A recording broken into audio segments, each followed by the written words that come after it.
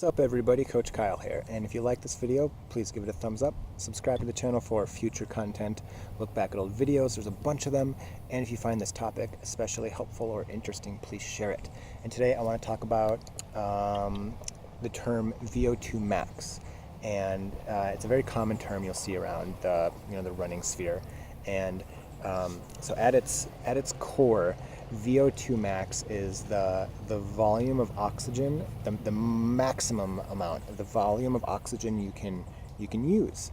So when they test it, they'll hook you up to a device that that measures your oxygen output, and they'll give you a number, and it's the volume that your body can use in 60 seconds. So I've done these VO2 max tests before, and they typically kind of get you up to a high level and fairly hard effort, and they find that the max volume that your body can transport.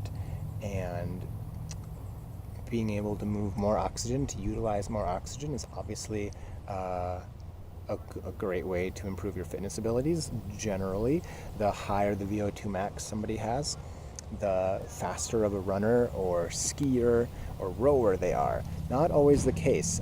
It helps, but it's not just like, oh, you have a higher VO2 max, you're gonna win. Not the case. Like economy comes into play, and grit and how stubborn you are all comes into play during that race as well. So but in general, the VO2 max is the maximum amount of aerobic energy, oxygen you can put out, and your velocity.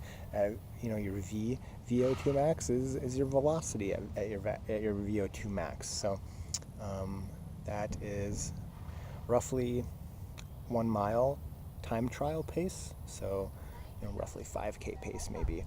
So just a very general number, but so that's VO2 max. Now most training plans that you find will have workouts to develop your VO2 max, and now there's not really much else you have to do with it, but it's a common thing to look into, to see, and now you have some background on what that term means. So as always, you keep running and I'll keep coaching.